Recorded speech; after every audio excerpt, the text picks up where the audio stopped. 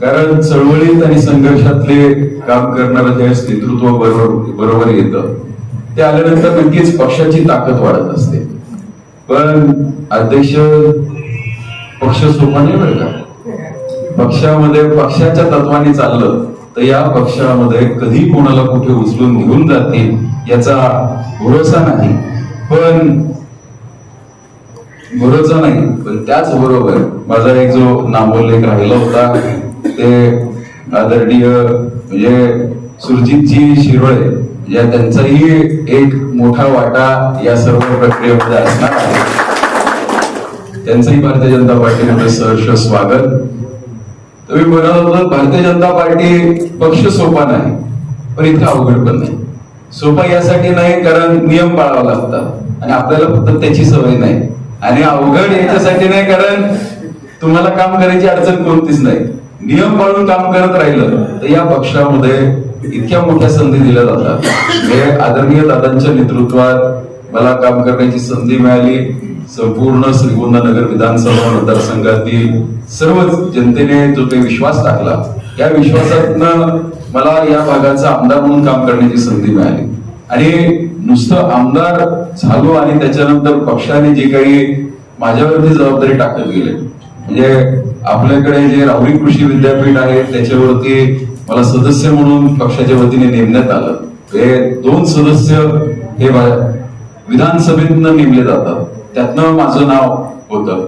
त्यानंतर पक्षाने ज्यावेळेस आत्मनिर्भर भारत स्वदेशी अभियानचा प्रचार प्रसार करण्यासाठी राज्यातनं 132 पक्षाचे जे आमदार आहेत त्यापैकी 5 जणांची निवड करायची होती. त्या 5 जणांमध्ये माझी निवड केली आणि त्यावेळेवरच थांबलं नाही. तेवढ्यावरच थांबलं नाही तर तसं पाहिलं तर राजकीय अनुभव माझा हा इतका नाही रे. आमदार म्हणून फक्त अवघं 1 वर्ष झालं होतं, वर्षही पूर्ण नव्हतं झालं.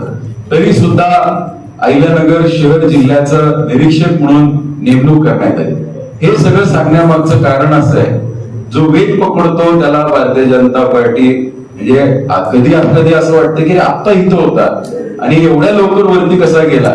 हे भारतीय जनता पार्टी एक सर्वसामान्य ग्रामपंचायत सदस्य ज्याचा पराभव झालेला आहे अशाला सुद्धा मंत्री करू शकतात, खासदार करू शकतात, किंबहुना ज्याचा एखाद्याचा पराभव झाला असला तरी सुद्धा तो कॅबिनेटची शपथ घेऊ शकतो. असा हा भारतीय जनता पार्टी आहे. त्यामुळे इथे जर क्षमता असेल तर क्षमतेला 100% न्याय दिला गेला जातो. त्याचबरोबर जे माजी सरपंच विसरायचा ज्यांचा प्रवेश झाला ज्यांचा माझ्याकडनं नामोल्लेख राहिला असे प्रसादजी इंगळे यांचे सहर्ष स्वागत करतो. नाना तुम्ही म्हणालात की माझी अपेक्षा एवढीच आहे की हा आता बरोबर राहिला पाहिजे.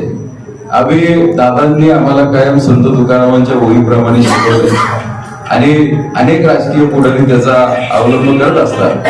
म्हणजे आम्ही बी घडलो तुम्ही बी घडा. फक्त त्याचा अर्थ काही जण योग्य पद्धतीने लावतात, काही जण चुकीच्या पद्धतीने लावतात, काही जण बिघडतात, काही जण बिघडतात. त्यामुळे आम्ही बी घडलोय आता तुम्ही बी घडा. त्यामुळे तुम्ही बिघडायचं नाही इथं येऊन घडायचंय. त्यामुळे घडण्यासाठी तुमचं खरं तर भारतीय जनता पार्टीमध्ये स्वागत आहे. काम करायला खूप आहे आणि खर तर पोटे कुटुंबाने म्हणजे सुरुवात लोखंड कुटुंबापासून झाली त्यानंतर पोटे परत लोखंडे असेच गेले काही दिवस सारखे प्रवेश चालू आहे. म्हणजे आमचे नानांनी तर संपूर्ण 1 नंबर प्रभाग कमीत कमी 3 वेळेस फिरून घेतला असेल आतापर्यंत. म्हणजे मागच्या या 15-20 दिवसामध्ये इतका प्रचार त्यांनी स्वतः केलेला आहे. त्यांच्याकडे पाहिल्यानंतर असं वाटतं की एखादं जुनं झाड सुकायला लागल्यानंतर शेजारी एखादा वेल ज्या झाडावरती झपटा घेतो पूर्ण असा वेधून घेतो त्या झाडाला त्यास पाहणाऱ्याला असं वाटतं की आता जुनं झाड संपलंय आणि नवीन झाड त्याच्यावरती काहीतरी कुठनं तरी अख्खा घाला घालतंय काय असा प्रश्न तयार झाला. कारण नाना हे जुनं खोड दादांच्या नेतृत्वामध्ये काम करत होतं. नाना रोज इथं असायचे पण हे नाथवंड काय हाती लागत नव्हते. पण जुन्या वेलाने बरोबर म्हणजे झाडाला त्या ठिकाणी वेल घालता नव्हता. ते झाड त्या वेलाला वाढण्यासाठी जागा तयार करून देत होतं आणि योग्य पद्धतीने नक्कीच हेमंत असतील त्यांचे सर्व भाऊ असतील हे आता उद्याच्या दृष्टिकोनानं तुम्हाला नानांच्या माध्यमातून एक उत्तम सावली उत्तम त्या ठिकाणी स्थान तयार झालेलं आहे. त्यामुळे त्यांच्या ह्या सर्व नेतृत्वाचा तुम्हाला भावी वाटचालीसाठी भारतीय जनता पार्टीमध्ये नक्कीच फायदा झाल्याशिवाय राहणार नाही आणि पक्ष हा सगळ्यांना एकत्रित पुढे घेऊन जाणारा पक्ष आहे. आणि आपल्याला शहरामध्येच नव्हे तर संपूर्ण तालुक्यामध्ये ताकद वाढवायची आहे. ताकद वाढवत असताना त्या गावामध्ये मी मागेही सांगितलं की आपल्याला बेरीज करत असताना वजाबाकी कोणती होऊन द्यायची नाहीये. त्यामुळे नक्कीच आपण बेरीज करत असताना जर कोणी नाराज होत असेल तर त्यांच्याशी आपल्याला चर्चा करून त्यामध्ये पुढे जी काही सुधारणा करायची आहे ती करून घेतली पाहिजे. आणि येणारा काळ हा आपल्या सगळ्यांच्या दृष्टिकोनातून नक्कीच उज्ज्वल काळ असेल हे मी तुम्हाला सगळ्यांना खात्री देतो, ग्वाही देतो. आणि नाना जशी जशी पेजी चालू आहे, कालचा आमचा निसर्ग हॉटेलचा जो काही कार्यक्रम झाला म्हणजे कोणालाही अपेक्षित नव्हता. तुमचा बबलूबाई आहे, आता बाकी कोण आहे, काकीलबाई, जमीरबाई आहेत का सगळे, हे सगळे आता बाकी वार्डामध्ये. हे काल पहिल्यांदा श्रीगोंदा शहराच्या इतिहासामध्ये जवळजवळ म्हणजे त्या निसर्ग हॉटेलची 700 लोक बसायची कॅपॅसिटी आहे. 700 खुर्च्या टाकल्या होत्या. त्या 700 खुर्च्या भरून आजूबाजूला लोक उभी होती. त्यामुळे आम्हाला त्यावेळेस जे ज्येष्ठ म्हणजे मुस्लिम समाजातले जे ज्येष्ठ आहे ते म्हणले इतिहासात असं कधी झालं नाहीये. म्हणजे आमचा एखादा धार्मिक कार्यक्रम असला तरी मुस्लिम बांधव इतक्या मोठ्या संख्येने उपस्थित राहत नाही. एवढ्या मोठ्या संख्येने मुस्लिम बांधव सुद्धा उपस्थित झाले होते. त्यामुळे आपल्याला नेतृत्व करण्यासाठी खूप मोठी संधी आहे. आणि नुसतं संधी नेतृत्व करण्यासाठी नाही तर या राज्याला एक दिशा देण्याची संधी आहे. श्रीगोंदा तालुका हा अहिल्यानगरचा एक भाग आहे आणि अहिल्यानगरने या राज्याचं राजकारणाला दिशा दिलेली आहे.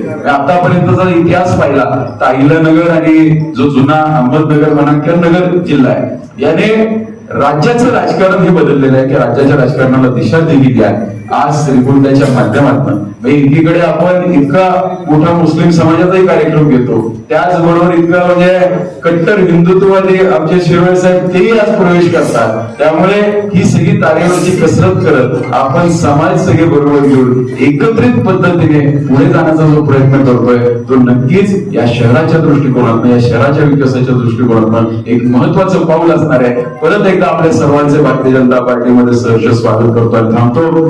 खास खबर विशेष घडामोडीचं आपल्या हक्काचं येथील न्यूजवर हे चॅनल लाईक करा, सबस्क्राईब करा आणि जास्तीत जास्त शेअर करा. प्रतिनिधी उज्ज्वल उल्हारे, येथील न्यूज श्रीगोंदा.